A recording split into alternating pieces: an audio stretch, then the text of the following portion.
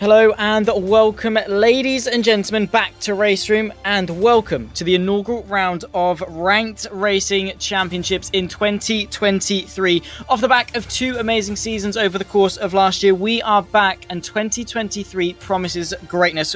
We kick things off here in the MX-5s at Autodrom Most before alternating between the KTMs and the GT3s over a 3-week cycle. For the MX-5s, it'll be myself, Zach Sweeney, Cam Roger alongside me in the commentary booth, and well, Cam, this season and the next, almost 3 months of racing action really does promise some good stuff ahead.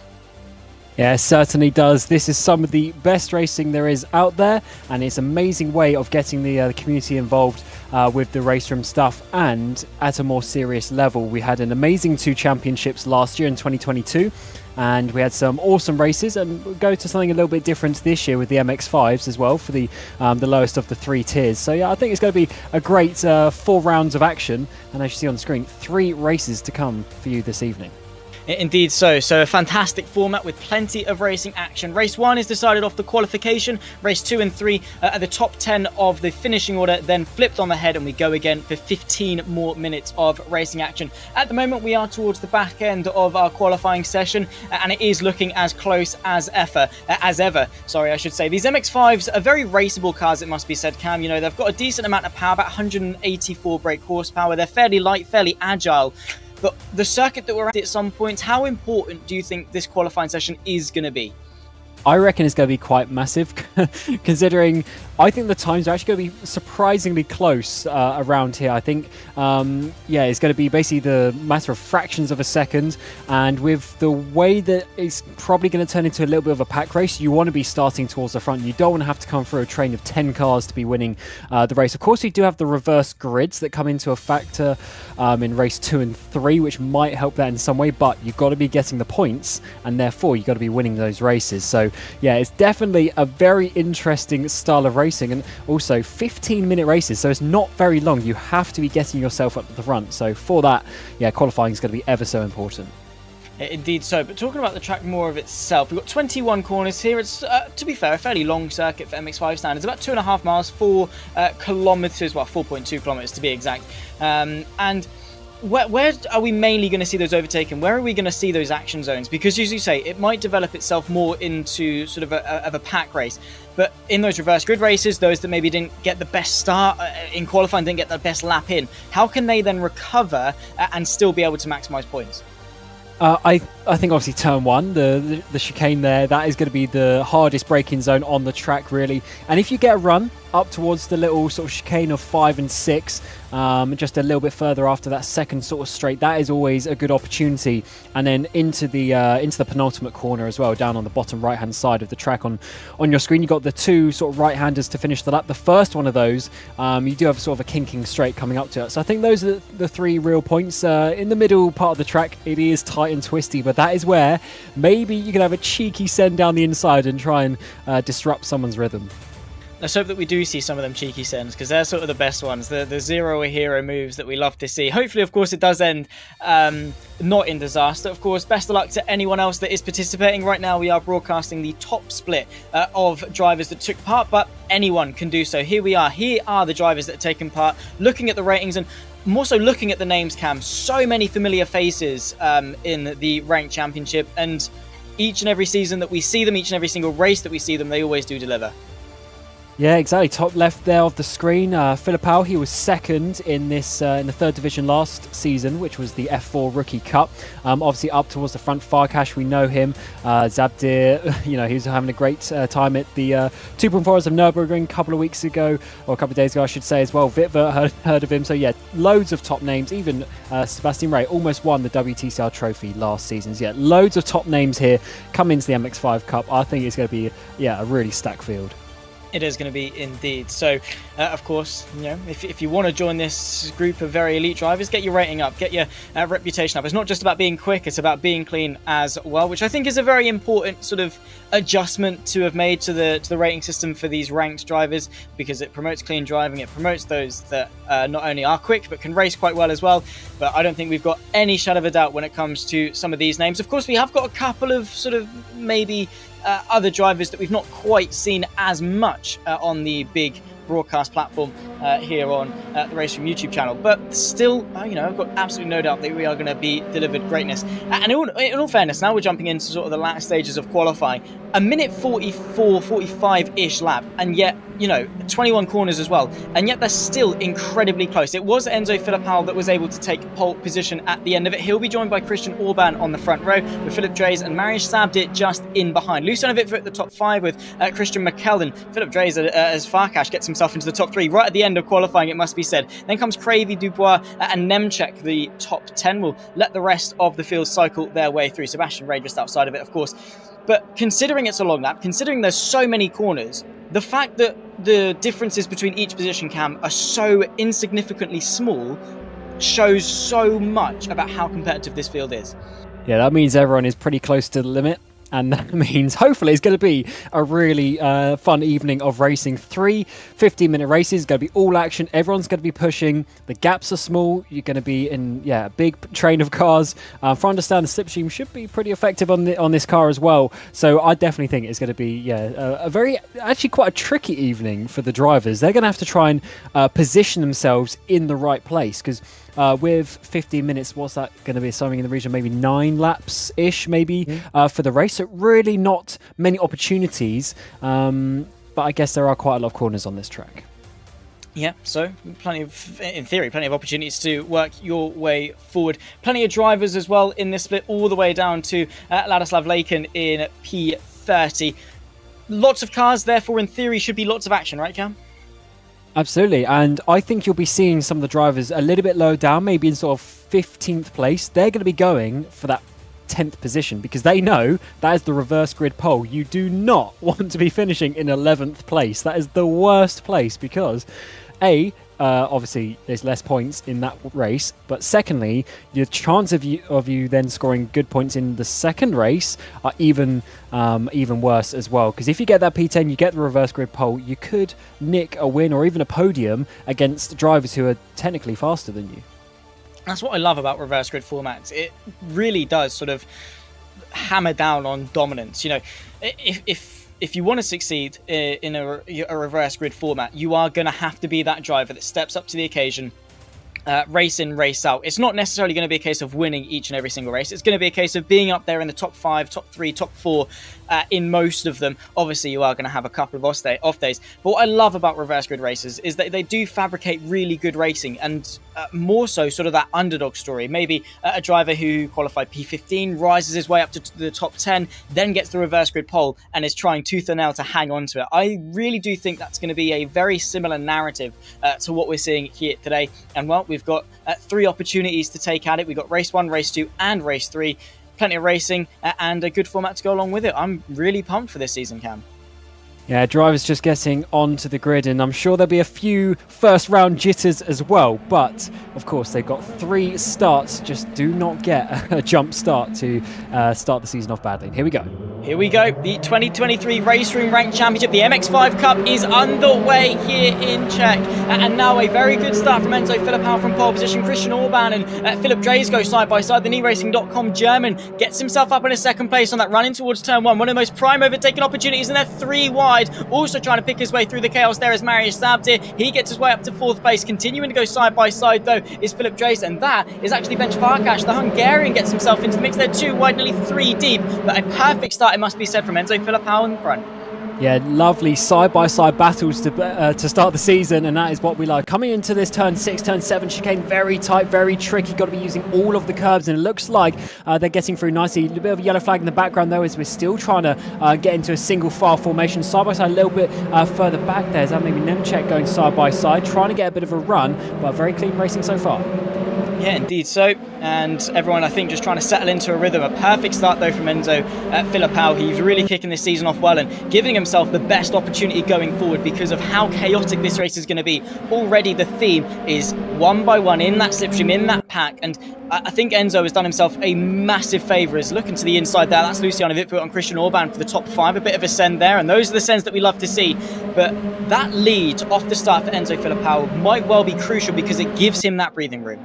Yeah, he sort of gets him out of that slipstream range as well. He's got a bit of comfort there. He knows what he's doing. Up the inside, there's that Orban trying to go up the inside. This will turn to the outside now, coming up to turn 20. This is the penultimate corner I was talking about. Good overtaking opportunity in the back. We're also getting a little bit of side-by-side action. I think that's Sebastian Ray trying to get involved up there. Definitely some nice racing. No overtakes that look like that time around, but definitely just getting their eye in to see what they can do around this track. Yeah, indeed. So it's not really one that we often go to in esports and things. So maybe a bit of a different, track and setting for some of these drivers as we round off lap number 1. No surprise, it's Enzo Filipao off pole position, who is so far settling into this race really, really well. But of course, in a competitive nature, it might be the case that these drivers haven't really got a lot of experience around a circuit like this. And for some of them, it is just testing the waters, seeing what works and what doesn't. And that's why it's good to use these opportunities in the ranked championship and things like that to go to a few tracks that we don't always go to, which is definitely something that's nice. Also, different content as well. MX-5 is not always used. Always that is one of the blue cars. They're going way off the track, and I think that might be Cravey, and that's basically opened up the doors for loads of opportunities for these drivers to try and make some moves. Up in the front, that's Christian Michel. He's trying to defend. We've got Du Bois right in behind. And actually, Michel's made a mistake there. Side by side on the exit, coming up to this very tricky turn 12 is just a little bit of a kink, but it's enough for you to make some contact in the background as well. I think that's Craven Sandstrom going side by side. Yeah, indeed so, as they run their way through the right hand up over the anti-cup curbs. Very, very vital things in these MX-5s because of how soft the suspension is. They really do react to them curbs. You've got to be quite careful not to bottom out the car over them. Continuing to go side by side, though, this is Dubois versus Nemchek. This is for 8th place, it must be said. And we talked about how important this fight for 10th is going to be. And it's spanning, what is that? 3, 7, 8 cars all the way back to maybe even more actually. Around about 8 cars. A lot of cars, it must be said, Cam. They're all fighting for their best foot forward going into that reverse grid races. There's the send from Nemchek. Oh, lovely move. Bit of contact though on the apex, and that is definitely turn 20 is opening up to be a very good overtaking opportunity. Still side by side though through the final corner. We're also getting Sandstrom getting involved. Sandstrom comes through actually, and also Zach Cravey trying to get the triple overtake down the front straight. Here we go. Oh my word. There's the fin of Cravey looking to go to the inside. He's making it 3 wide into turn number 1. Just sat in the background, I think, is Sebastian Ray. Picking his way through the middle, though, is Sandstrom. He gets himself up into 8th place, threads the needle through the middle. Cravey is under pressure. Tagged wide, though, is Sandstrom from Nemchek. And underneath the pair of them goes Cravey. He's now neck and neck with the Swede. He gets himself ahead, but this fight is far from over, Cam. Awesome move. That's 3 places in one for Cravey. Came out of absolutely nowhere in the background. We're also getting someone else trying to get involved there. A huge battle for this top 10, as we were mentioning. This is almost going to be a bigger battle than for the race win. Obviously less points, but so important for these slightly slower drivers who can't necessarily get a race win. This is going to give them such a good opportunity going into race 2. It is indeed, and well, with how amazing the battling is between these guys, these are then going to be the ones that are on their head and up towards the front end of the field in race 2, so absolutely bring it on. We're about 5 minutes through race number 1, 10 minutes left to go, of course, and well, the fight continues. While it's not necessarily a fight for the lead, Enzo Filipao has made the most of his opportunities in the early stages. The likes of Farkas Stray, Zabdit and Vipkuit are very, very close. Oh my word, Sandstrom, wow, doing some very drastic measures to find a way through. It's ended up being his burden, however, because Nemchek finds his way through. Sandstrom, yeah, he's got them tyres dirty and he's really affected his rhythm. Yeah, it's this Sebastian Ray, the red car, coming up the inside into the penultimate corner and making a lovely move, as we've got 3 cars with the same livery, all trying to go a bit side by side in the back. The Sandstrom, Du Bois and Petter Daniel there in the grey and blue machines. Coming now onto the front straight away. They've got Sebastian Ray there leading Philip Sandstrom, as they're going to be getting the slipstream, of course, down towards this first corner. Seems to be a very good overtake opportunity like we saw last time. Heavy braking even in these MX-5s, and it's always good just to break that maybe 5 metres later. You can extend it down the inside, as it looks like in the background that was Du Bois just holding on to that position. But a little bit further back, actually, I think that's Profita and Guides having a side-by-side battle. Yeah, indeed. So I think it's not quite settled either. Yeah, you can see the orange and grey car. That is the Portuguese man of Carlos Guides. He's trying to make the most. Also just in front of that fight, I think it's Dubois and Daniel that settle in single file as they run their way through the S's at the bottom end of the circuit, because, well, it's going to be very difficult to get a move done here. It's always more sensible just to tuck in, take the racing line and get the momentum. I think this drive off the back, I think, here at turn 10 is very important, because, well, that run into turn 13, that slight kink to the right could in theory be a good opportunity if you get that drive. Yeah, it's a tricky one, this one, actually, this kink now. Up the hill, but it's actually quite a tight corner, so you can use it to get a bit of a run. Come through this kink of 14 and then into what is effectively a chicane at 15 and 16. It's very long, though, long corners. We saw a bit of almost RaceRoom rallycross going through the sequence of corners last time around, but looks like that we're having a bit of a cleaner fight and then absolutely chunking these curbs out onto what is this back straightaway up towards the final couple of corners. Yeah, definitely an awesome actually track that we're seeing here. Back towards the front though, and Farkash coming out of this final corner has got Drace all over the back of him. He does indeed, and oh my word, riding on the rear end of the Hungarian. Philip Drace is not giving in at all. He is doing his utmost to work his way up in a second place. The new Racing.com driver is really trying his utmost. He's had a bit of a look to the inside of turn one, not really much fabricated there. Gets sort of given the space from Farkash, more a cautionary thing than anything. However, the up and under from Drace might well see him have a little bit of a look. It's not quite powerful enough to see him go for anything through the S's because, again, as we say, it's a little bit of a silly move to go for unless you've got a substantial overlap. So Drace just biding his time, waiting for his opportunity, but you can definitely tell he's got Farkash on the ropes.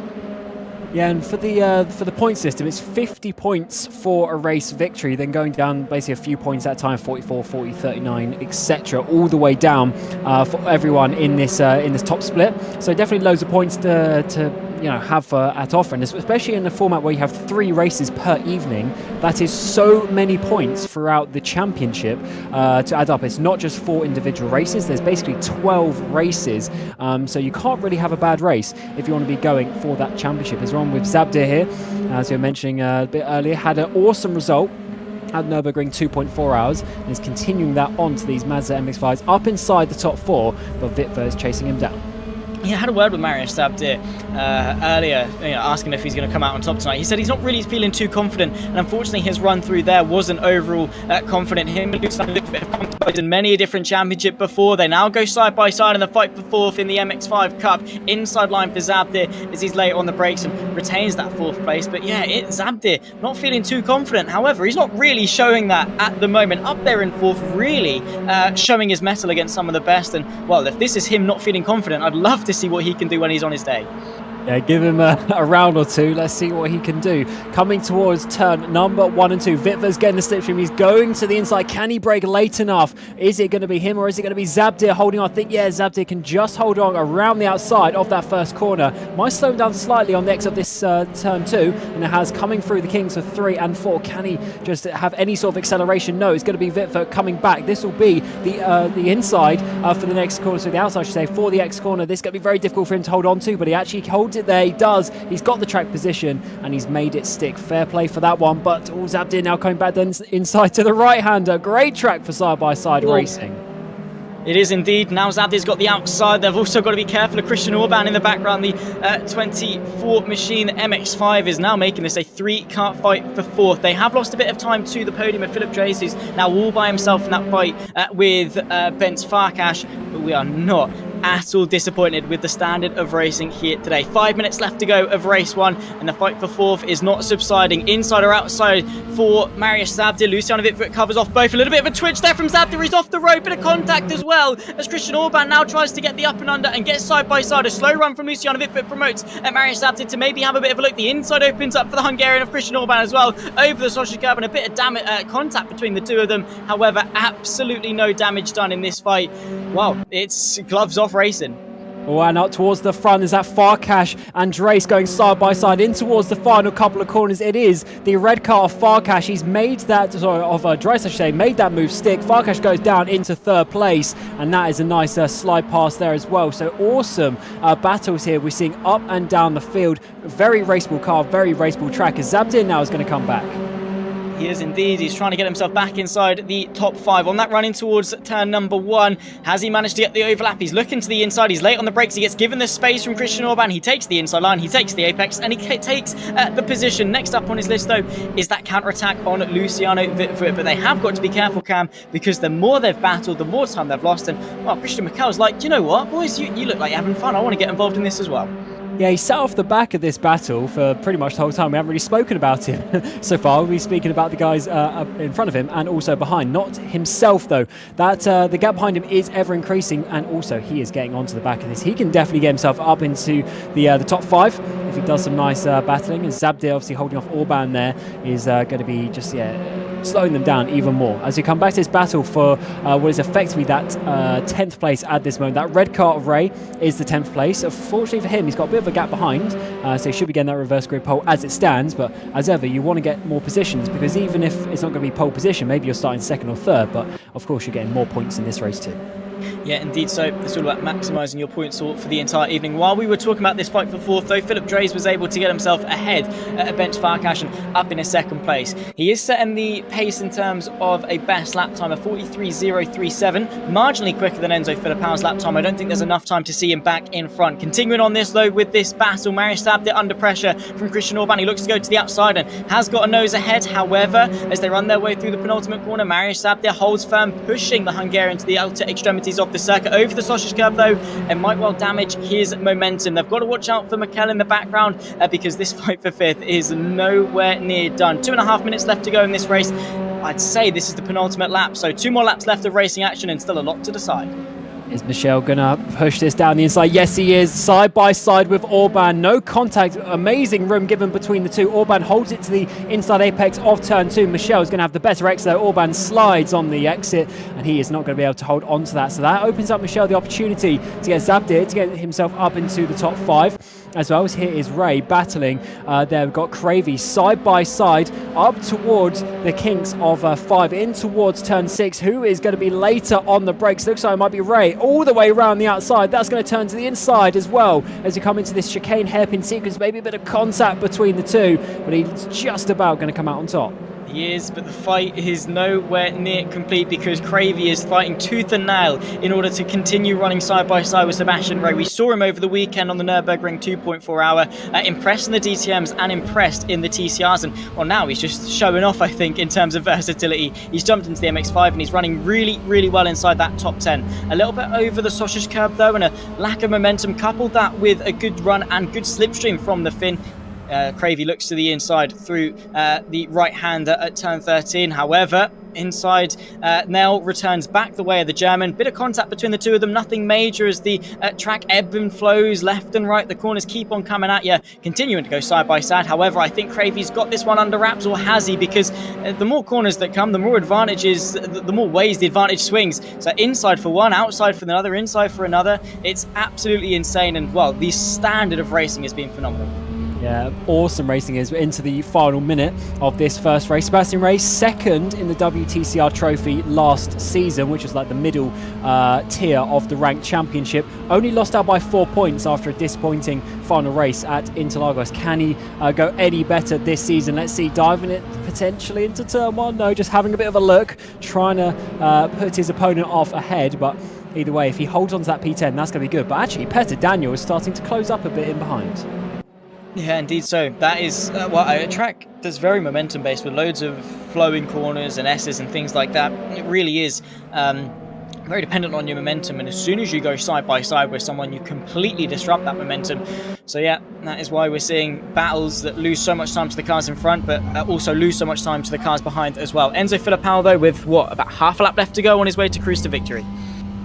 Oh, yeah, that's a little bit wide there, but actually the curb is quite wide. All of the drivers will be using, Filipão, such a strong start. Over 3 seconds in a 1:15-minute race, but we were talking about how close it was. That is very good, but he will be starting from 10th place last time out if he can complete the final couple of corners. Dries there got himself up into that second place, and Farkas has not been able to come back thus far. One last opportunity coming down to turn 20.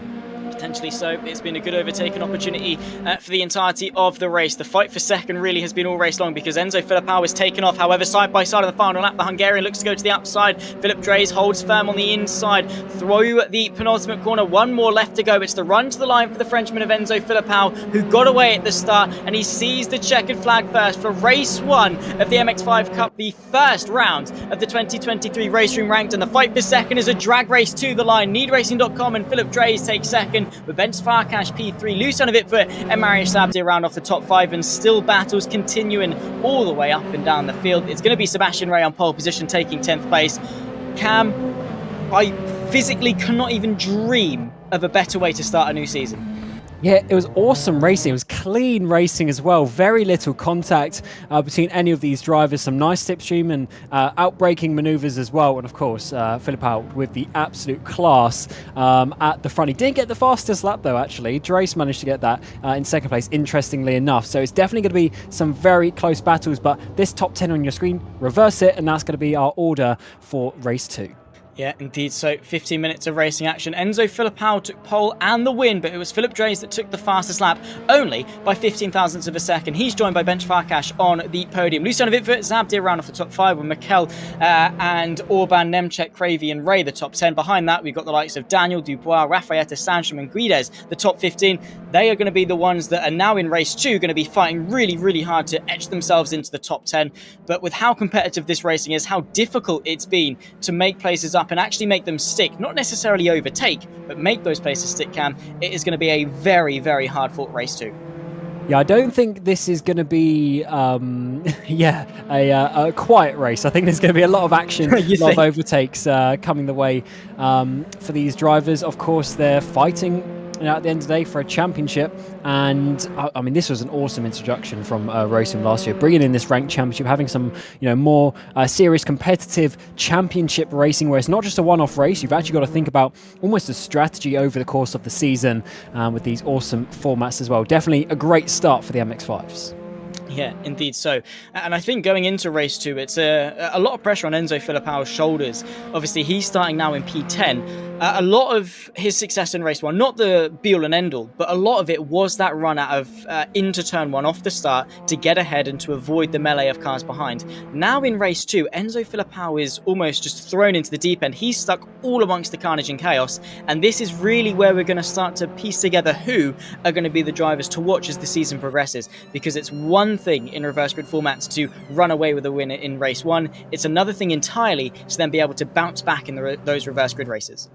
Yes, sometimes it's almost better to finish like P5 in every race, because if you win, of course you get more points then, but then if you start 10th place, you get involved in carnage on the first lap, you end up P25, then overall, on average, you're actually getting less points. So yeah, sometimes in a format like this, it's not just about winning, it's about being clever when you do go further back in the pack. So we need to see how Filipao is going to cope and handle with that. Maybe he takes a slightly more defensive approach just to make sure he can stay inside that top 10. But remember, it gets reversed again for race 3. So if he stays in P10, then he'll go back to pole for the third race. So it's definitely an awesome format with drivers yo-yoing up and down, and you have to sort of think, what is your best average result going to be? Indeed so, and they are going to be want to think about their best average result, because the prizes this season are pretty good. The winner obviously gets a real life trophy, which is fantastic in of itself, but they also get 5,000 VRP, which is RaceRoom's in-sim currency to allow you to purchase content and things like that. That stems all the way down to P10 for 500 VRP, and then also there's loads of other different ways that those in the community can actually get themselves a couple of good prizes over the course of this first season of ranked racing in 2023. And I love that about RaceRoom, because it's not always about the top echelon of people. It's not all about that top 1%. Anyone on the RaceRoom platform can get involved and have a bit of fun, Cam. Yeah, I think it's great to be honest. Obviously, working with RaceRoom for a few years now, they just do some great stuff, get the community involved, and there's great participation as well. We've seen on one of the intro graphics there, almost 2,500 people in the pre-qualifier for this as well. So loads of people getting involved for this season 1 for the Ranked Championship 2023, and hopefully that just increases ever more. We've got so much new content on the platform now as well over the last few weeks and months. So yeah, and also it's free access period as well currently. So if you're watching this and you don't have RaceRoom, get yourself on, try some of the content, and maybe you can get yourself involved in the future. Yeah, indeed. So that graphic popping up, that's our race results over the course of race 1. Basically, take the top 10, flip it on ahead, and there's the front 5 rows of the field. Those in behind, 11th, 12th, etc., all the way down to P30, they start where they finished in race 1, which really does open the door as well. They're not completely out of things. They're not exactly where they'd want to be, but that person in P11 just missed out in race 1. Now they've got to step up and maybe try and get that pole for race 3 if they can.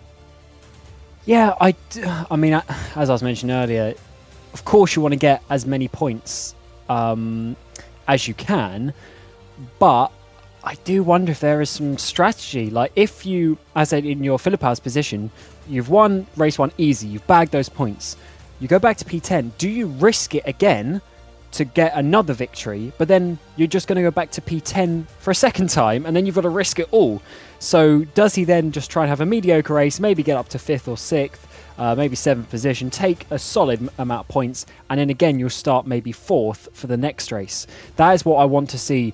Or is it just going to be absolute flat out with how close it's going to be? Maybe you don't have too much choice, and with the championship being so close, yeah, every point is going to count.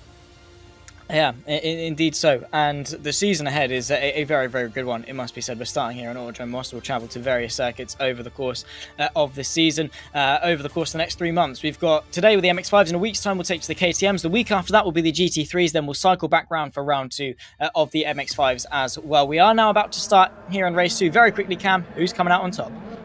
I have absolutely no idea.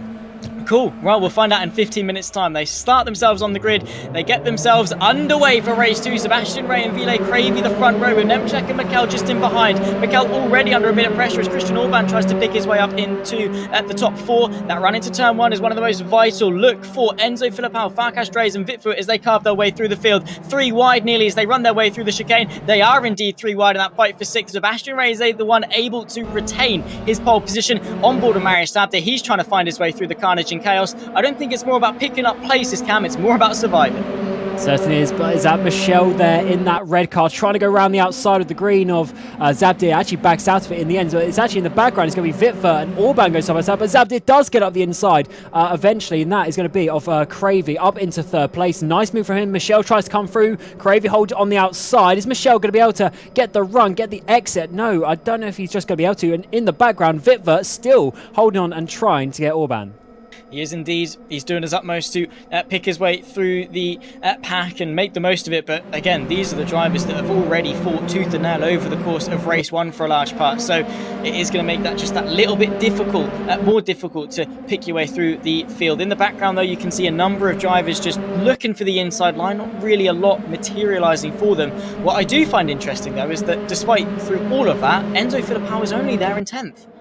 Yeah, I do think maybe, obviously, it's still difficult to make positions when it's so close, but I do wonder if he was just, ever so slightly more cautious. Just hold on to that. Here's that black and green car there, slightly at the back of the shot. A little bit ahead of is that Farkas and Drace trying to go side by side like they did in this very corner a few minutes ago. A bit of contact between the two, and up the inside it's going to be Farkas in that blue car, Drace on the outside in the red car, side by side onto the front straight.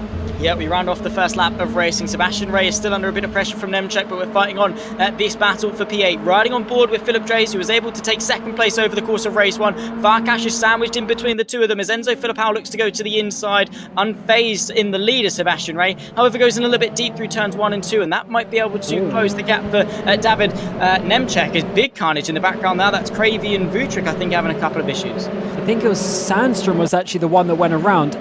It's hard to see because we're a bit zoomed out, but there's definitely a little bit of a wobble there, including Filipao. I wonder if Filipao and Sandstrom made a bit of contact or maybe just distracting each other a little bit, but it was Sandstrom in the end causing that yellow flag at least through those first couple of corners as we're looking at this battle. Sebastian Ray leading the way in that burgundy car. He's got Nemchek all over the back, and as it is reversed and obviously the speed, you effectively have the slower car at the front. That is keeping everyone very close together, and I think Ray's going to have a very good job, a very difficult job to hold on to this. Yeah, indeed. So I am glad you're the one picking up the colours because I definitely cannot. Nemchek is the one looking to the right-hand side in that fight for first place. Now, Sebastian Ray on the outside as they run their way through the long right-hander quickly flips the way back to the advantage to the German, who's able to retain that race lead for now. Marius Sabter is looking to get himself involved. He's looking, actually, to be fair, like you say, that driver that's going to be quite consistent over the course of the 3 races and maximise his points. Or he might even be able to come out on top here in race 2. Sebastian Ray forced to go slightly defensive as we run away into the final couple of corners. Zabdir under a bit of pressure from Cravey, who looks to the inside. Zabdir's able to cut his nose off, and now to the inside, maybe through the final corner. Nemchek having a bit of a look. He's disrupted his line, disrupted his momentum. Look out for Marius Zabdir on that pit straight. Yeah, I mean, if Zabdir can win this race, then he will be ahead of Filipao, even though we were raving about Filipao earlier in terms of the overall points. Massive slipstream train down towards turn 1. Zabdir goes to the inside there, as that's Vitva coming around the outside of Michel now as well, side by side on the apex of turn 1. Zabdir all the way around the outside. Oh, no, contact made, and they go for a spin in front of everyone. Oh my word, how Zabdir did not take anyone else out with him, I do not know. His burnout to avoid everyone was risky, but it ended up paying off in the end. Christian Michel is able to pick his way up to 3rd. Nemchek somehow has only dropped to 4th, and it's bunched up everyone else inside this top 10. Enzo Filipao trying to make the most of things in that black and green car towards the back end of this train. There is Bench Farkash, P3 over the course of race 1. At the moment, it's at 7th, but that is always subject to change because these guys are not giving an inch whatsoever. Tooth and nail, nose to tail stuff. So Vitva there has got himself up into the top 5. Here's a little bit further back. That is Filipao finally making a move. Gets up to 9th place on the outside of Orban there. He's got the inside of the kink of turn 13. Up the hill. Looks like he's made that one stick. So that is at least a couple more points that he's going to be getting for that one. Does need to start picking up some time if he wants to get right up inside the top 5. Fortunately for him, Zabdir's gone for a spin. So that was someone who was looking to take some good points away from him in the overall standings as such. But that isn't the case. Come back to the front. Nemchek is holding on to that 4th place in that light blue car. He's got Vitva all over the back of him as well, coming up the back straight here. And in behind him is Philip Dreiss, who of course is trying to make his way up and get back onto the podium for a second time. Yeah, indeed. So what can he do in his pursuit of that? What it does mean for Zabdir, though, unfortunately, is that as good of a driver as he is and as good as the results could have been for him today, race 3 is going to be an uphill battle from, well, the evening is going to be an uphill battle from now because he's sat there in 17th. He's got to get himself into the top 10 to have any shout of competitiveness over the course of race 3. Going to be a very, very difficult climb for Zabdir, who has looked very, very promising despite not being too confident. We follow on this fight with still 2nd place as Cravey, who demonstrated his defensive prowess over the course of race 1. Now he gets to do it, but I guess the stakes and the pressure are ever so slightly high when you're fighting for 2nd. Yeah, it's always a little bit more difficult when the points and the prizes are up for grabs. If it's, if P25, you can give something, but you're not going to go to the absolute limit. Whereas here, you're not going to be letting anyone dive down the inside. But actually, I say that Michel's found a gap. Up into 2nd place he goes, not without some contact though. But that was definitely there was a 1 car width there, and he managed to make it stick. Well, if there's space, you've got to use it, I suppose. Michel has always been a very efficient driver as he works his way through, very aggressively sideways, pointing the car towards the apex. And, well, it's worked for him because he's managed to still get that car in a decent position. And now it's a German 1-2 with Ray and Michel at the top of the timing tower. Cravey, however, is probably going to be taken aback ever so slightly from that move and thinking, hang on, did that really happen? We've all been there. We've all thought it's safe. And then by the time you get to the apex, you realise it probably wasn't safe and you probably should have covered it off ever so slightly. Michel, it must be said, really, really impressive with his ability to dart his way through the pack in the early stages and in general. And now the gap to the race leader, Sebastian Ray, has effectively halved, I think, since this fight ensued. Only 0.8 of a second. As soon as Michel latches on into the slipstream, we could well have probably a 7-car fight for the lead? Oh, this is awesome. Look at this train coming towards turn 1. We've got the darker blue car there of Crave. That's who we're focused on. We've got Nemchek in behind. Vitva's also looking pretty spicy there. Down in towards turn 1. Has half a look to the inside. That's Drace now all the way around the outside. Can he make it stick into turn 2? Yes, he can. So Vitva there almost with a mistake of actually trying to go a bit aggressive. He's almost having to defend now. Side by side on the exit as we come up through the kinks of turn 4 into this mega fast chicane. Vitva's coming back on the outside. Contact between the two. Drace somehow manages to hold on to it. Yeah, a bit of a wiggle there from Philip Dreys, it must be said. How he managed to hang on to that at such high speeds, I will never know. But fair play for the quick hands. They run their way through the back end of the circuit, through now turn number 10, one of the most vital corners on this entire track because of that long run. It's all about putting your foot down, climbing up through the revs, and in a car like the MX-5 circuit, particularly like Autodrom Most, it's all about that momentum. The MX-5, if you lose revs, if you lose momentum, it takes a long time to build it up. And at a track like this, oh my word! Who was that? Peter Daniel that was sideways? No, it was Christian Orban. I just completely segued there. Fair play for hanging on to that. That was sideways. That was some proper drifting right there. Fair play, as you say, holding on to that one. That is some skill. He's dropped back off the pack, but at least he's still surviving. For the lead, though, here comes Christian Michel on the outside. It's going to have to be of turn 20. Ray defending to the inside for his life. He's going to slow himself down for this second apex. He's actually going to hold on to that quite nicely. This is going to bring Cravey back into it as we come onto the front straight. Indeed, so up and under maybe from Christian Michel, who's trying to get his way up into the race lead. 6 minutes just about as we cross the line, left to go. Cravey going to the outside as well. Defensive goes Sebastian Ray, and that running towards turn number 1. Michel has been no stranger to filling gaps that are just about able to be filled. Outside line as they run their way into the chicane for the first time, and Sebastian Ray is able to hang on. Christian Michel trying to get the double switch back. He's managed to get a later apex, but not quite enough power built already to see himself ahead of Sebastian Ray. But we've seen the start of this battle, Cam. We've still got just shy of 6 minutes left to go of it. Well, this is some awesome battles right here, and I can't wait to see how this one works itself out. We're just about 5 minutes. Oh, is that the 32 car? They go for a bit of a spin. Cravey's going to come through, so Michel drops down to third place. Nemchek, I should say, is coming through as well for that, trying to get himself onto the podium. I think Michel's just going to hold on to it. Contact, though, it looks like on the apex. There's the blue car on the inside. Nemchek's still there, trying to hold it. This will actually be the inside line, but I think Michel is just going to grab onto that position. Almost lost another one there. Vitver up into holding on to this battle in P5 as well. I don't know how this is going to finish. They're changing position so quickly. Yeah, it's all subject to changes. Nemchek under a bit of pressure from Vitvuit in that orange and grey car. Sideways once again from Nemchek, who's, I don't know, just trying to keep the minimum speed. I don't really know. It's just been the general consensus that if you go sideways into a corner, you're probably doing it right. Luciano Vitvuit has still really impressed over the course of the evening so far, and is looking to go on for another top 5 finish here in race 2. Nemchek goes slightly defensive. Luciano ducks late to the inside, and well, now he's got it, and there's a bit of contact along the way through the penultimate corner, but he's up into 4th place with Philip Dreys just in behind, trying to capitalise on the very shaken Nemchek. He picks his way up into 5th place, and this battle continues. Sebastian Ray and Cravey not separated by much at all, and they've got to be careful though in this fight for 4th in case that top 3 break away. That was a lovely move by Dreys there, sliding through without losing any momentum, really. He's got himself up into that top 5 as Farkash, it looks like, on the towers, dive down inside of Nemchek as well. As we look at this battle for the top 3. So many battles opening up as we get in towards the final 4 minutes already. Cravey there got an amazing exit coming through turn 4. He's closing in towards about 1 car length behind. And Ray, I think, is actually going to quite struggle to hold on to this lead. We said that, though, for the opening, about 11 minutes now already of this race, but it's certainly a mega defensive drive, and in the background I can actually see Philip Howes all over the back of this lead train too. Yep, he's picking his way through slowly but surely. There in 8th place. It will when we once again flip the grid on its head, he will be in 3rd place, so again already starting towards the front. That is what helped him lead to success in the first race by about 2.5 seconds, so that is really Philip Howes' strong suit. But I think patience is more the name of the game. He's not really had to do anything drastic in this race to stay in contention. He's just driven, let things come to him, and now very passively has he still kept himself in touch of the front positions.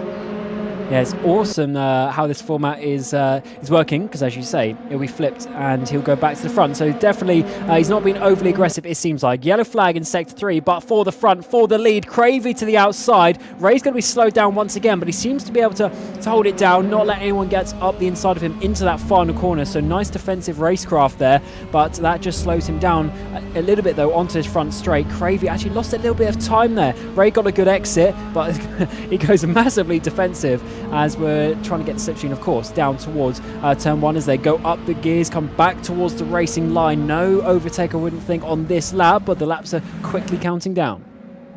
Yep, onto the penultimate lap of this race. 2 minutes and 13 seconds left to go, and we've got about 2 laps left in what has been one of the best battles and best season openers, it must be said, that I have seen for a long time. It does mean that the pressure is on. It's going to be the shortest 2 laps, I think, of Cravey's life, and the longest 2 laps of Sebastian Ray's life. He is going to be seeing this as an eternity of time to hang on to the race lead. Christian Michel under a bit of pressure from the Dutchman of Luciano Witvoet as they run their way through turn number 10.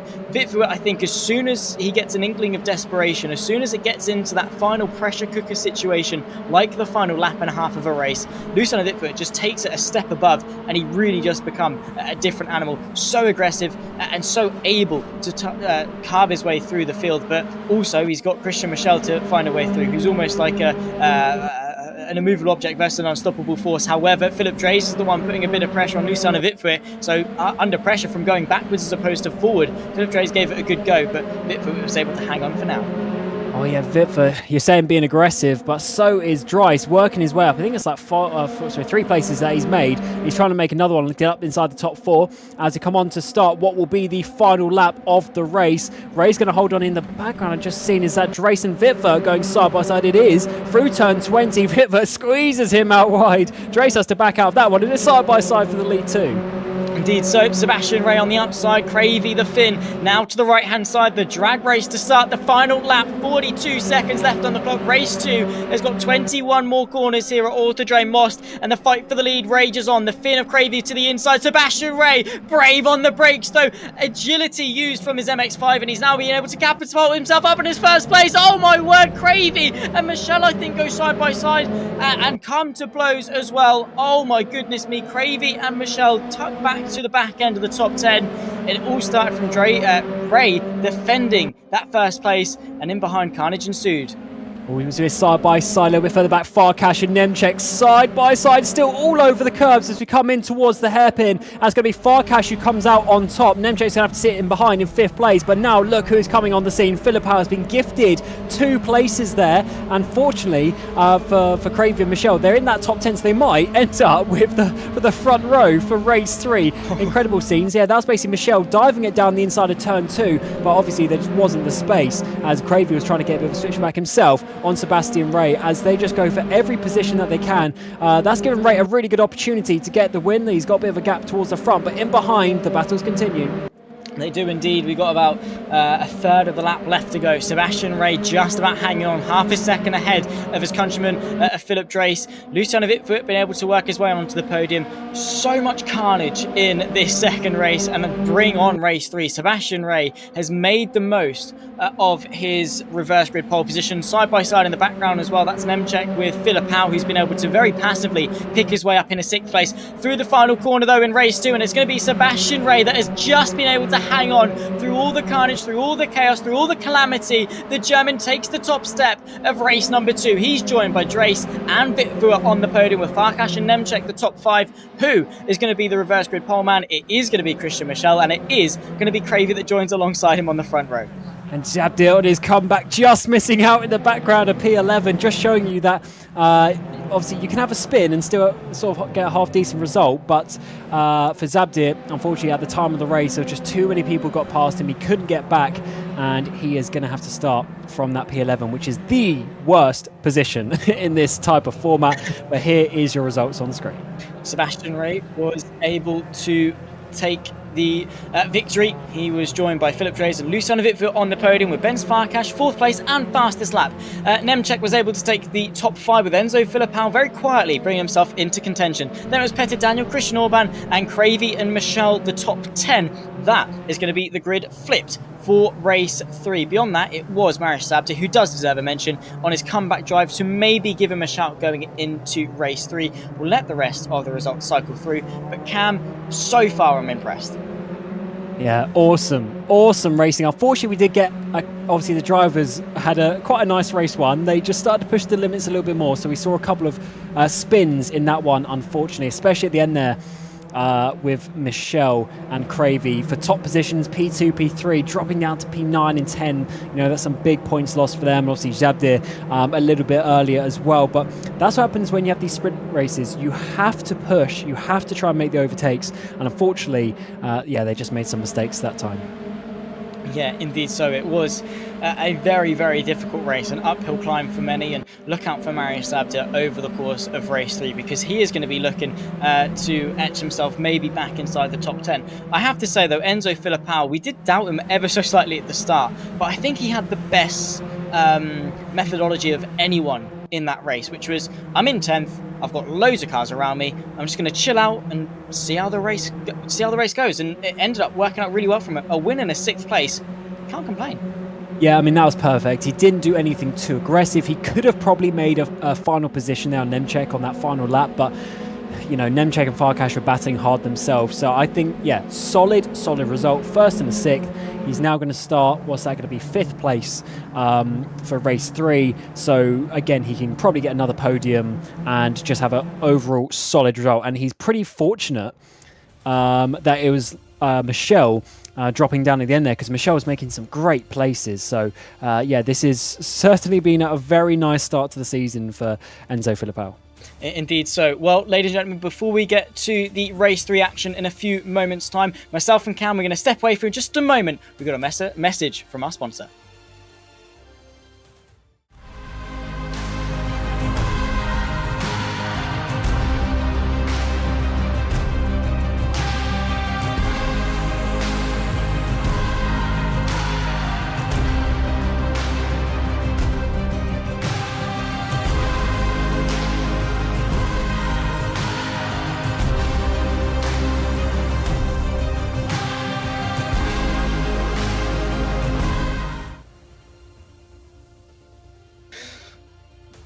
Welcome back then, ladies and gentlemen, and we are just moments away from kickstarting the final race of the evening here for the MX-5 Cup, the first round of the RaceRoom Ranked Championship 2023. It's myself, Zach Sweeney, Cameron Roger alongside me in the commentary booth, and we hope that you've been enjoying all of the racing action that we've seen thus far. Cam, we're moments away from our final 15-minute sprint race, and I have to say, race 1, race 2, they really did impress, and surely race 3 is going to live up to that standard.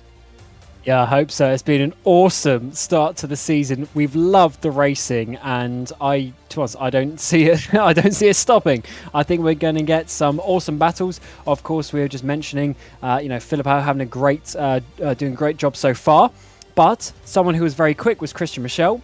Unfortunately, had that accident, but now he's going to go to pole position. So it's an awesome opportunity to now bag some points. So it might actually work out in his favour. Who knows? It's definitely been an interesting racing style. It's been quite aggressive, and I don't see any reason why that's going to stop.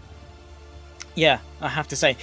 Talking on drivers as a whole, though, we've had so many impressive drives, so many storylines, and so many drivers that we've looked at and said, you know what, yeah, no, they're quick, they're consistent, they've battled their way through the field. Up until now, though, Cam, who has been your standout driver? Who's been the one that's risen to the occasion thus far? I think overall, Filipao. But Drace and Michelle have also impressed me with how they've been able to make up some places in the field. We did also see, who was it? Vitver as well. He was also making up some great places as well. So I think those drivers are ones to look out for to try and come back through the field a little bit, because of course Vitver will be starting from, what's that going to be, about 8th place he's going to be starting from. So yeah, definitely he's going to be trying to come back some more places, because as ever, you've got to get the points on the table now. You don't know what's going to happen in the future races. We only have 4 rounds, as much as that's 12 races. It will go by very quickly. So yeah, definitely bag the points if you're feeling fast today. Indeed so. Of course, we start here on Autodrome Moss. We go to Road America, Brno, and the Nordschleife to round off our 4-round season. That calendar is the same for the KTMs and the GT3s. In a week's time, the KTMs will take to Autodrome Moss, and a week after that, the GT3s will do the same. Then we'll cycle back round through the 4 circuits and crown our champions in a few months' time. I really am looking forward to seeing how the season develops. But while it is early in the championship, Cam, you are very right in saying that it's a very short championship of sorts, which means that each and every single race accounts for a higher percentage of the total points haul, which means that, as you said earlier, you really cannot afford a bad day. Yeah, you can't, as long as you're really inside the top 10, I think that's really what you need to do. But here goes for race 3. Here we go. Christian Michel, Ville-Cravey come to blows over the course of race 2. They share the front row for race 3. A poor start from the Finn, and he's caught Peter Daniel by surprise. He's now side by side with Enzo Filipao, who already gets the jump from 4th place up to 3rd, and side by side with the Hungarian and Christian Orban. It might well be Michel that leads into turn 1. 15 minutes back on the clock. Race 3 of the MX-5 Cup is well and truly underway. Battles jostling up and down the field as Farkash had a bit of an issue. Filipao as well is round. Oh my word, he's tumbling down the order. Lot of things to decipher. Zabdir inside the top 10. Oh my goodness me, Cam, a huge name already taken to blows. Yeah, unfortunately we didn't quite see, but Filipao, yeah, he was that black car recovering from turn 2, so he's all the way at the back. P27, that is going to be absolutely massive for the championship, because that is going to be a huge points drop. And Christian Michel's loving it out the front, over a second already in the first sector. Orban coming through with Peter Daniel in behind. His Zabdir already up inside the top 10 from his P11 starting position. He's got Sebastian Ray already getting involved in the mid-pack. He does indeed. I am absolutely loving this start. Marius Zabdir on the back of Polgar. It's the fight for 7th, and Zabdir, again, not waiting around in race 3, wanting to show what he can do, wanting to prove what he's been able to demonstrate over the course of the evening. Christian Orban going defensive from the home hero of Peter Daniel, as side by side Zabdir picks his way up past the Hungarian of Polgar and up into 7th place. All of that fighting, though, is allowing Michel to get away, and it must be said that those drivers, 2nd, 3rd, 4th, etc., surely they've got to be fearing a repeat of race 1 with the same sort of way that Filipao was able to drive his way to victory. Yeah, potentially. As we go, it's going to be side by side the inside. Vitva there, a little bit late, but he's actually made it stick in towards the final corner as well. But it all been a contact between the two. Dries getting pushed out wide as Vitva just actually leaves some space on the exit there. Banging doors, banging mirrors down this front straightaway, side by side. It's going to be all about the braking zone. Vitva, we know, is going to be aggressive. He's going to be late on the brakes, but can he do enough to get up inside that top 4? Yes, he is side by side in towards the braking zone. Now they're around the outside of turn 2. Dry should be able to hold on to that. You'd think sideways out of the second corner. That I think might have been Dubois, as there's carnage and chaos. Oh my word. Konietzki and Ribeiro, I think, has had a couple of issues. They've come to blows and spun around in the gravel at turns 1 and 2. Seems to be a very accident-prone spot, it must be said, as we cut back to the live racing action. Dubois, the Belgian, is followed by Farkash and Sebastian Ray, with Polgar really struggling with the rhythm of those S's. And, well, if you get one wrong, Cam, it subsequently leads to you pretty much getting all of them wrong. Yeah, it's a difficult track, actually, where you have those sequence of corners and you have to basically work your way through them in an order, but it all comes down to that first sequence, as you say, or the first apex as such. So definitely a tricky one around here. Let's come back to Zabdir. He's already got up into 7th place as well, making great progress so far. And it's a shame for that spin last time, because he definitely seems to be one of the top drivers here today. On the back of Nemchek, trying to get himself up inside the top 6. And he's actually looking at a top 5 if he keeps going with that battle up ahead. Indeed so. Zabdir has just been on top form today, despite his incident. He's not let it get to him. He's sort of used race 2's that climb back to P11 as sort of a mind reset for him, and motivation now for race 3 to see what he can do. And now, well and truly inside the top 10, he's been on the road to recovery, and look out for him in future rounds, because yeah, he's always been a driver that's been up there or thereabouts in no matter what sort of event that RaceRoom have put on. Zabdir is a name that you see towards the front end of it. Philip Drees, though, is under a bit of pressure from Luciano Vitfoot into turn number 1. No changes in the battle for 4th. They do have to be careful, though, because the more they fight for 4th, the more time they lose that fight for the podium. And, well, with Christian Orban and Peter Daniel fighting tooth and nail for it, it's going to be an opportunity they don't want to miss out on, Cam. Yeah, and ironically, Michel's absolutely romping away with it here. As we come a bit further down, Farkash, he was involved in that bit in turn 1, wasn't he? He was off on the gravel. We just saw in the back, though, is going to be Sebastian Ray, side by side, the boy just in front of him. He's going to have to go around the outside. They might turn to the inside. No, not quite. Unfortunately, as always, at Zabdir, yes, it is, up another place, but not quite, because Nemchek comes back. Wow, it is just swings and roundabouts with these races. You get in front, the driver behind says, nah, you don't, mate, I'm working my way back in front of you, just you wait. It has been so good. The way that drivers have been able to give each other respect. Yes, we've had a couple of incidents, but in races as high intensity as these ones, you can kind of expect it as sideways nearly Christian Orban looping the rear end of his MX-5 round. He's managed to keep wraps on it and somehow actually still stay in contention with Peter Daniel. Christian Orban, he's had really quick hands today, and well, he might need some quicker hands than that because Philip Drees is looking to the inside, making it 3 wide, 2 deep on that run in towards the penultimate corner. Who's going to be the one to pick their way through the carnage best? Christian Orban to the inside, Peter Daniel trying to go the long way round of the penultimate corner. Luciano Vitford trying to get up and underneath. Inside line opens up. He's side by side with the blue and grey MX-5, the 88 machine. That is, of course, a Peter Daniel. Christian Orban able to stay ahead. There's contact, and Drees and Daniel around. Yeah, Dre's just catching the back of Daniel there, spinning them both into that wall, and everyone is going to be coming past them. But Vitford, he might be able to make this 3 positions in a couple of corners up the inside of turn 1. Side by side, have to be the outside for turn 2, but he does have half a car length ahead. He might be able to get a good exit as well, and it's going to continue up through turns 3 and 4, and Vitford is going to be going for about 5th place up into 2nd. Indeed so, and now it's a fight for seconds. Nail in the coffin. Christian Michel, only a mistake from himself would see him lose this race. Absolutely nothing these guys can do now as we tick past 9 minutes left to go. Side by side nearly. Christian Orban trying to find an avenue of a way through past the Flying Dutchman of Luciano Vitford. I have to say, Michel is going to be looking at race 3 thinking, where was everyone? It was a boring race. You ask anyone else and it is going to be a bloodbath, a war zone, and it continues further down the field as well as the 2 Hungarians of Polgar and Farkash fight over the 6th.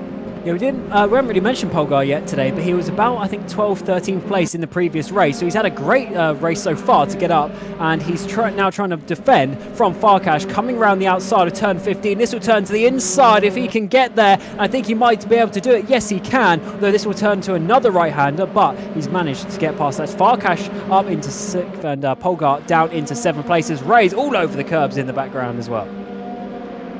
Yeah, making the most of all the track, I suppose. Luciano Vitford under a little bit of pressure. Christian Orban trying to find his way back in a 2nd place. Nemchek as well into the mix. He's trying to search for his first podium of the evening. Just about half of the race left to go. Still plenty of action left to unpack. We thank everyone watching along on the RaceRoom YouTube channel. We hope you are enjoying because we are having an absolute blast. And so too, I think, is each and every single one of these drivers out on circuit. Luciano Vitford goes defensive. Christian Orban, you can see in the rearview mirror, trying to go to the outside of the first chicane. No way through for now, and Vitford is going to be a very, very tough adversary. Yeah, it's awesome battles that we've seen today, and this is going to continue. And that is Zabdir. He's got a P2 on the horizon. Earlier I was saying maybe top 5, but actually P2 is so close, I wouldn't be surprised if he goes. First of all, though, he's got to get through Nemchek. Trying to go to the outside there. That's going to turn to the inside of this hairpin corner. A bit too late, actually, to dive down the inside. But we have seen Michel do a cheeky move down there, but not this time around. The 4 stay in the same order for now, but I don't think there will be this order when we get to the end of the race. I doubt it. If it is, then yeah, I don't know, something strange has happened, some conspiracy theory of drivers staying in the same place, because how these guys are going to stay in the same place for the next 6 minutes and 40 seconds is far beyond me. If they do, then fair play as to how good their defense and attack is. I'm sure the likes of Nemchek and Zabdir are going to be the ones to make some changes and get themselves onto the podium, but Vitford and Orban are not going to be strangers to defending, let's put it that way. As Orban, he might be sort of stuck between a rock and a hard place soon, because if he fights with Vitford, he's then got to worry about Nemchek and Zabdir behind, and not only isolated in that fight with Vitford for 2nd, he would have been loving the fact that if they were just 2 cars out in their own little world and fighting for 2nd, that'd be fine. He'd be able to cope with that. But if Orban then gets into a situation where he has to look backwards as well as forwards, it might swing the advantage back the way of the Dutchman. Yeah, pack racing is never easy, but what is easy is Christian Michel's race. Almost, it was getting up towards 4 seconds there towards the end of last lap. It's about 3.5 that he's got, and he's just cruising really in the final few laps of this race. I think it'll be 4 laps including this one that he's got to see it out to the end, and I was just having a bit look down the standings. Filipao is almost up inside the top 10, but the car in the same livery is that of Zabdir, and he's getting very close to Nemchek this time around again, coming to the sort of double chicane sequence. Now he's going to go down the inside. That's going to turn to the inside for this hairpin sequence, but he's going to get chopped off, and he's going to go to the outside to try and get a bit of a cutback. Yeah, it's all about that exit and all about keeping the momentum up. We'll wait and see if anything is going to materialise. Flash the headlights from Mariusz Zabdir, trying to put Nemchek off, or maybe just to say stop battling, get back onto the back of that podium fight. Nemchek wants to be the one to lead the charge. Zabdir is also in that same boat. He wants to be the one that leads the charge. And now looking to the right-hand side versus Nemchek. He gets given the space. Zabdir has the inside line. Outside for Nemchek. Quickly turns to the inside through the next left. And Zabdir is keeping him as honest as he possibly can. Up and under once more as they run their way through the very twisty circuit here at Autodrome Most. Wide though goes Nemchek, and this could at least see Zabdir up into fourth. Awesome race by Zabdir so far. Really, really impressive. From 11th place, remember, he missed out on the reverse. Oh no, who comes back? It's Nemchek. Massively late on the brakes. I thought Zabdir had that one done, but out of nowhere, we see Nemchek come back and basically spoils the day in terms of Zabdir. But now Zabdir's going to come back, goes to the right, goes to the left, tries to get the slipstream down towards turn one. Awesome battle between the two. Headlights flashing. That is what we like to see. It is indeed. It is awesome stuff. Great respect given. Ascend once again from Zabdir to the inside of turn one. He takes the apex away from Nemchek, who darts the move to the inside of turn two. Zabdir says, no, you don't. Gets back underneath him and stays in fourth place. Oh my word. This is what we love to see, and this is what can come about of some good old MX-5 ranked racing. Farkash is back into the mix as well. 3 cars for fourth place into the final 3 laps of race 3. I'd have to say the podium dream is a little bit amiss, but at least they're out there having fun. Nemchek is not giving an inch. I love that racecraft there. But, oh no, contact between the two. He saved it though. They managed to not spin. Nemchek does go through after the huge contact. He was being pushed himself, but I think that was Ben's Farkash, who's now on the back of Zabdir, coming down to this turn 13 kink. It's all getting a bit heated as we get in towards the final couple of laps of this race. Just needs to come down to make sure that they all finish, but it's awesome to see how close these battles are. Coming up towards chicane of 15 and 16 once again. Zabdir to the inside as Nemchek defends around the outside. More contact between the two as Zabdir goes for the up and under once again. The heavy on the brakes, but it hasn't worked this time. It's Farkash now losing the place. Polgar around the outside. Oh yeah, how Sebastian Ray's been dragged into the mix as well. Wow, I have to say, is all I have to say. Side by side, Luciano Wittfurt on the inside of Christian Orban trying to retain second place as we enter onto the penultimate lap of race 3. Christian Michel leads from Wittfurt and Orban the podium. Nemchek, Zabdir, Farkash, Ray, Polgar, and maybe even Dubois as well, fighting tooth and nail over fourth place. Wittfurt still under pressure on that run in towards turn 1. There's a little bit of space on the inside, but Orban opts to go to the left. He's now got the outside line through the chicane. How late can he be on the brakes? Is braver and later than Wittfurt, but not quite good enough to see him ahead. That fight in the panoramic shot as we look into turn 1 as well. The fight for fourth. It's unbelievable, Cam. Yeah, six car train that is basically on the back of that battle. Nemchek leading the way. Zabdir almost get a bit of contact, I think, on the rear left from Farkash, who's still involved with this one. Farkash has a cheeky look to the inside, not this time around. Zabdir is still trying to find his way past Nemchek. He's tried this last time, coming through that final chicane sequence in towards hairpin. Don't think he's going to be able to that time around, as Orban still puts loads of pressure onto Wittfurt with just a lap and a half to go of this race. Not long left to go at all. What an evening of racing it has been, and bring on this season of RaceRoom ranked racing in 2023. 2022 was awesome, but just you wait and see what we've got in store for this year. MX-5s here at Autodrome Most has given us a teaser of what to expect from the rest of the MX-5s, the KTMs and the GT3s over the course of the next few months. And sideways goes Nemchek. There's contact. Ray's involved as well. And, well, I have to say, Cam, a fight like this is a recipe for disaster. And that puts Filipao up into the top 10, being, I think it was like P27 after the first lap. Crazy seems. Nemchek still falling down. That's such a shame for him. Such close battles. These things can happen. Ray's going to be happy that he actually didn't come out too far worse from that, actually, with the contact. Filipao now trying to go up into P9. He's got Sandstrom up ahead. Sandstrom was involved in a spin earlier on in, I think, race 1, and now he's recovering from that one. But, yeah, Filipao, not a bad recovery job so far, and 1 lap to go. Not long left to go at all. 21 corners, well, 20 and now 19 for Christian Michel in his pursuit for victory.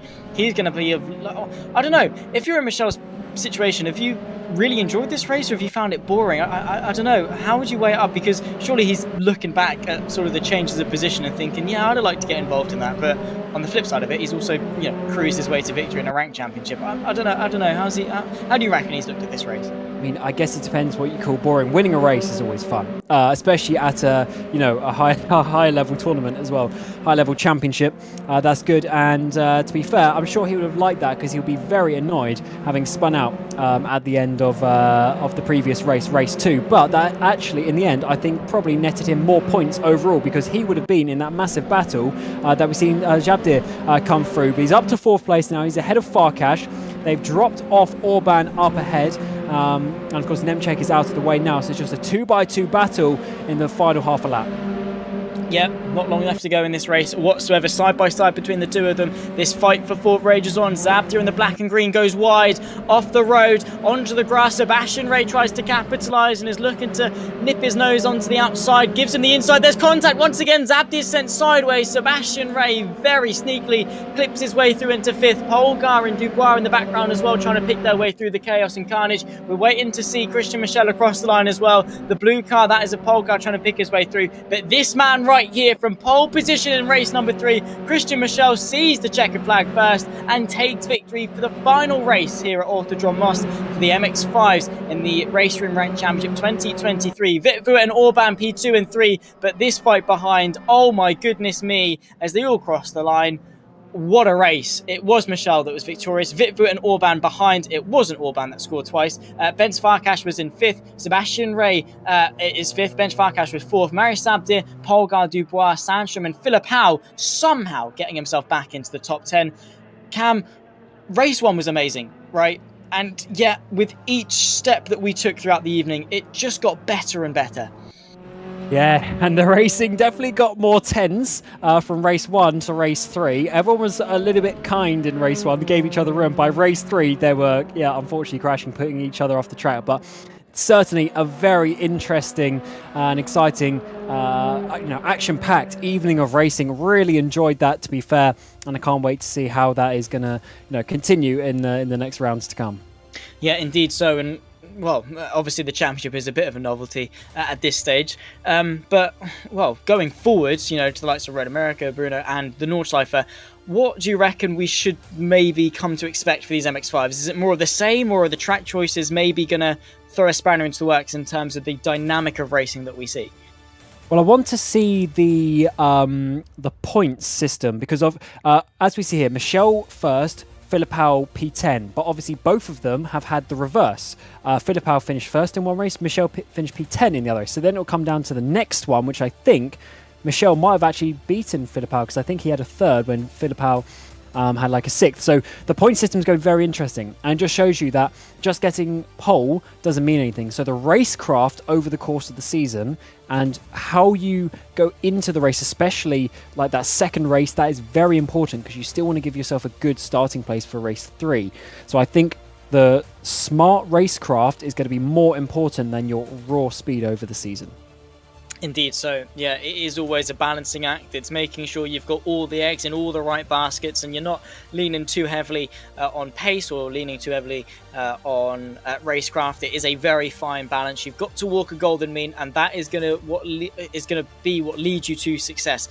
Taken today at face value though, Cam, who has, I know I touched on it at the end of race 2, but now you've seen race 3, are there any changes as to who's impressed you tonight? To be honest, I think Farkash has had a pretty solid evening as well, and I really liked Vitvoet's aggressive nature and actually made it work. Some of the others who were aggressive, they were too aggressive, and obviously Crash, I think Vitvoet just had the, that little bit of, control with it as well. Yeah, well, looking forward to seeing what this season brings. Thank you to everyone tuning in on the RaceRoom YouTube channel for the MX-5 Cup round number 1 of the Ranked Championship in 2023. In a week's time, we stay in the Czech Republic and we take to some KTM racing. It is going to be one to look forward to. It's a car that we haven't seen since the 2.4 hours of Dubai when it was first added to the to the platform, so it'll be very interesting to see it in a ranked dynamic as well. Talking you through today's action though was myself, Zach Sweeney, Cameron Roger alongside me in the commentary booth. In 3 weeks time we'll be back for some more MX-5 Cup action, but until next time, ladies and gentlemen, it's a very warm goodbye.